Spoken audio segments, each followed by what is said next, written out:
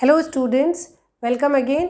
आज की अपनी इस क्लास में हम boundary condition for two perfect dielectric materials के टॉपिक पे बेस्ड एक न्यूमेरिकल एग्जाम्पल करेंगे। ये न्यूमेरिकल एग्जाम्पल आपके लिए कंप्लीट फॉर्म में एक सब्जेक्टिव प्रॉब्लम बना सकता है, एज वेल एज इसके छोटे जो पार्ट्स हैं वो ऑब्जेक्टिव में आपसे पूछे जा सकते हैं।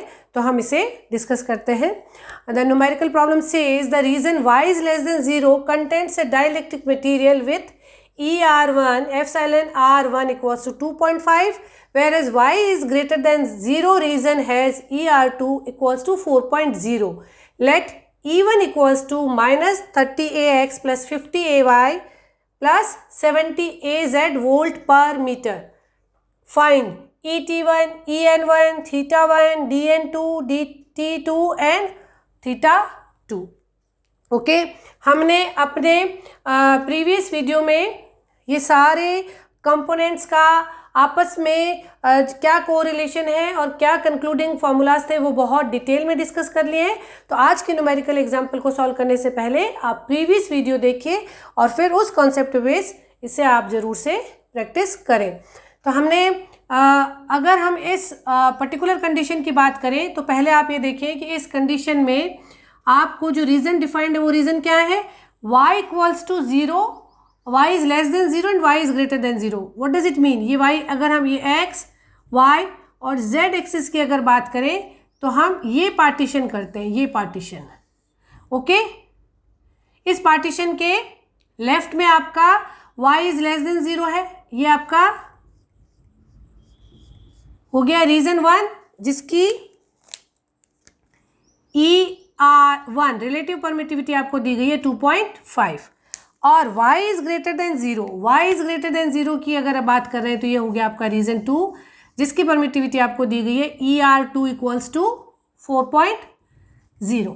ये आपको गिवन है और इस मीडियम में, फर्स्ट मीडियम में आपको इलेक्ट्रिक फील्ड का एक्सप्रेशन दिया हुआ है -30AX plus 50AY plus 70AZ।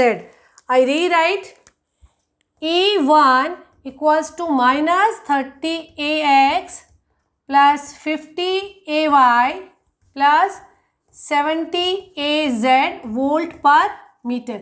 ये आपको मीडियम 1 में इलेक्ट्रिक फील्ड गिवन है। तो अब आपसे पूछा गया है ET1, EN1, थीटा1 कि यहाँ पे जो एंगल एंटर हो रहा है, अगर आप इसको देखें कि इलेक्ट्रिक फील्ड किस एंगल के साथ, नॉर्मल के साथ क्या एंगल बनाता हुआ यहाँ पे एंटर हो रहा है। तो मान लेते हैं कि आपका जो E है वो ऐसे रहा होगा, ठीक है। अगर आपका E इस तरह से कुछ रहा होगा, आपसे थीटा1 पूछा गया है, आपसे नॉर्मल कंपोनेंट पूछा गया है। ये अगर आपका E1 है, ये आपका EN1 हो जाएगा और ये आपका T1 हो जाएगा, टेंजेंशियल कंपोनेंट, और ये आपका नॉर्मल कंपोनेंट। पहले तो आप ये बताइए कि अगर हम इस तरह से बात कर रहे हैं y इक्वल्स टू 0, तो हमने एक ऐसे प्लेट रखी हुई है, ठीक, ऐसे अगर हमने एक प्लेट रखी हुई है, ये अगर हमारी बाउंड्री कंडीशन है, तो इस प्लेट के नॉर्मल कंपोनेंट क्या होगा। E1 आपको ये दिया हुआ है। इस E1 में, E1 को हम क्या लिखते हैं, E1 is EN1 plus ET1, ऐसे ही लिखते आए। E1 is EN1 plus ET1। आपका जो इलेक्ट्रिक फील्ड है वो नॉर्मल कंपोनेंट और टेंजेंशियल कंपोनेंट का वेक्टर सम है। तो पहले तो आप इसमें ये छांटिए कि इसमें टेंजेंशियल कंपोनेंट क्या रहा होगा और नॉर्मल कंपोनेंट क्या रहा होगा। अगर आपने ऐसे एक प्लेट रखी है, y इक्वल्स टू 0 पे एक मीडियम है, y equals to greater than 0 पे एक मीडियम है, तो ये हुआ। इस प्लेट के नॉर्मल कंपोनेंट क्या होगा, इसके नॉर्मल जो आपका इस प्लेट के नॉर्मल आप जो वेक्टर डिफाइन करेंगे that will be nothing else than AY। y equals to 0, y is less than 0, y is greater than 0 का मतलब आपने ऐसे डिवाइड किया है। तो इस प्लेन के नॉर्मल वेक्टर होगा जो कि XZ प्लेन की आप बात कर रहे हैं, x कंपोनेंट बदल रहा है, y z कंपोनेंट बदल रहा है, यहाँ पे आपका y कांस्टेंट है। तो ये जो वेक्टर आ रहा होगा, ये वेक्टर आपका नॉर्मल कंपोनेंट होगा।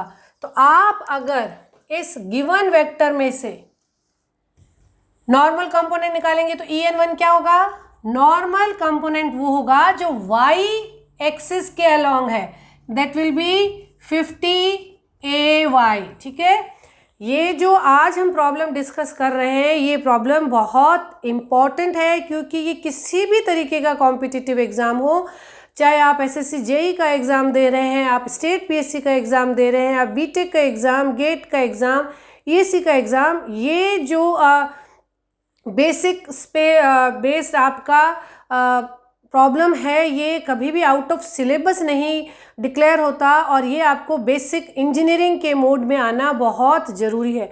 तो विजुअलाइज करने की कोशिश कीजिए प्रॉब्लम को स्टेटमेंट वाइज, और फिर उसको छोटे टुकड़ों में आप सब सेक्शन करके एक एक स्टेप में उसे सॉल्व करिए।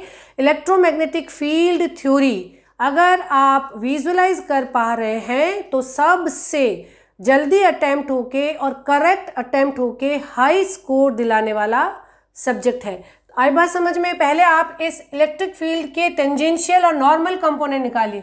अगर ये इस तरह से रीजन है तो इसका नॉर्मल कंपोनेंट EY होगा और टेंजेंशियल कंपोनेंट AX AZ होगा। अगर इसकी जगह ये जोन बदल दिया जाता और आपको कहा जाता कि z इक्वल्स टू 0 पे ये मटेरियल है, z equals to less than 0 पे ये मटेरियल है, तो आप इस तरह से एक रीजन इमेजिन करते और उस कंडीशन में AZ उसके नॉर्मल एक्सिस हो जाता, AZ इसका नॉर्मल वेक्टर हो जाता। अब उस कंडीशन में ये नॉर्मल कंपोनेंट हो जाते और ये टेंजेंशियल कंपोनेंट हो जाते।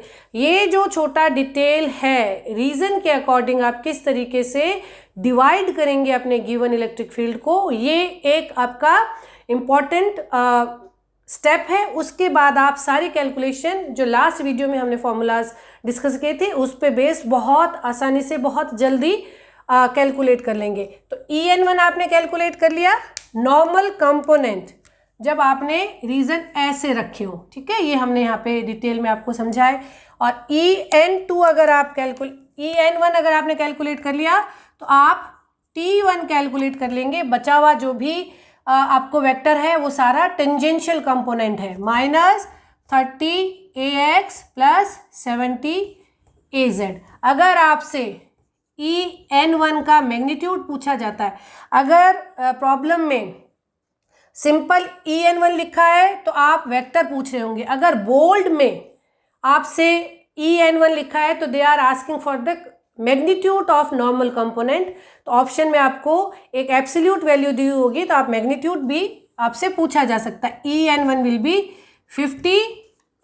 T1 का अगर बोल्ड में लिख के मैग्नीट्यूड पूछा जाता है तो दैट विल बी -30 का स्क्वायर प्लस 70 का स्क्वायर एंड अंडर रूट। ये है अगर मैग्नीट्यूड पूछे जाते हैं।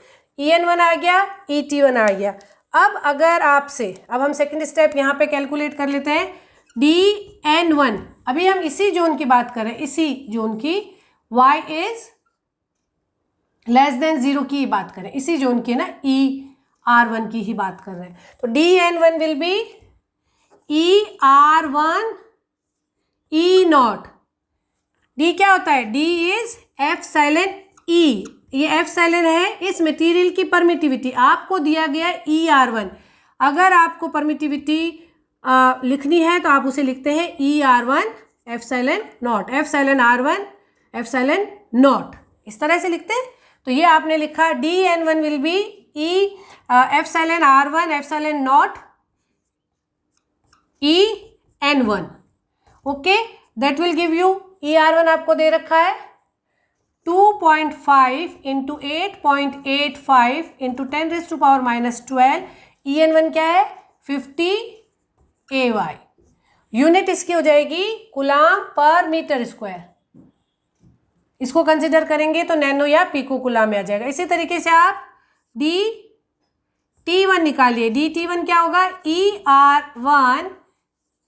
Epsilon R1 epsilon not T1, that will again 2.5 into 8.85 into 10⁻⁻12। और यहाँ पे आप T1 का एक्सप्रेशन लिखेंगे -30AX प्लस 70AZ कूलाम पर मीटर स्क्वायर। यहाँ पे हमने चारों कंपोनेंट्स कैलकुलेट कर लिए हैं।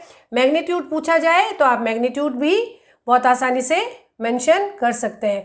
आपसे पूछा गया है ET1 हमने कैलकुलेट कर लिया, EN1 हमने कैलकुलेट कर लिया, θ1 आपसे पूछा गया। आप सिंपल लिख सकते हैं DN1 equals to D1 cos θ1।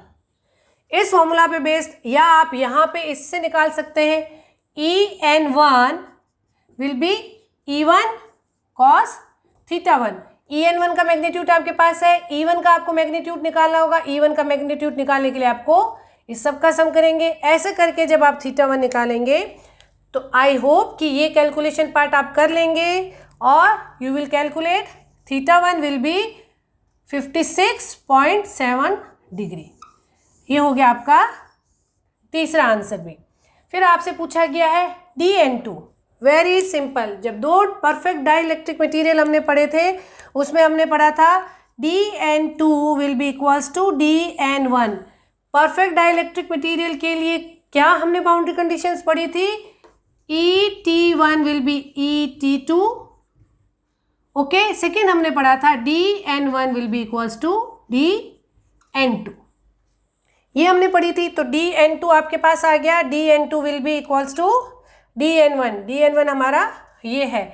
इसे जब आप ये एक्सप्रेशन जब आप लिखेंगे तो ये आपका आ जाएगा 1.106 AY नैनो कूलाम पर मीटर स्क्वायर। ये आ गई आपकी फोर्थ क्वांटिटी। ओके, ये आ गया आपका फोर्थ क्वांटिटी। अब आपसे पूछा गया है DT2। DT2 को कैलकुलेट करने के लिए आप लिख सकते हैं DT2 upon DT1 will be epsilon2 upon epsilon1 that can be again written as epsilon r2 upon epsilon r1। DT1 का एक्सप्रेशन आपके पास है, ये DT1 का डिटेल एक्सप्रेशन है। और आप जो वैल्यू लिख के इसको कैलकुलेट करेंगे ER2 ER1 DT1, DT2 will be minus 1.06 AX plus 2.48 AZ nano coulomb पर मीटर स्क्वायर। ये आ गया है आपका एक्सप्रेशन DT2 के लिए। आप इससे कलेक्टिवली D2 लिख सकते हैं। D2 will be sum of DN2 plus DT2। ये आपका D2 आ जाएगा। आपको θ2 जब आप निकालना है, चाहे तो आप इनमें कोरिलेशन को यूज में काम में ले करके कैलकुलेट कर सकते हैं, या आप tan θ1 upon tan θ2 equals to ER1 upon ER।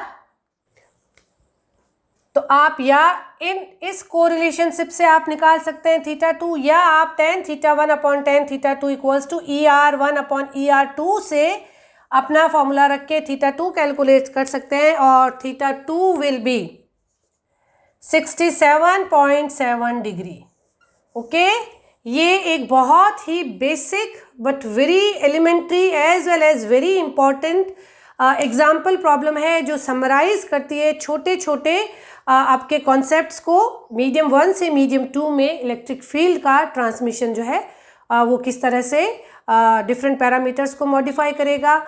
I hope आपको दो परफेक्ट डाइलेक्ट्रिक के बीच में बाउंड्री कंडीशंस बहुत अच्छे से समझ में आ गई होगी। Keep learning, keep watching. Thank you.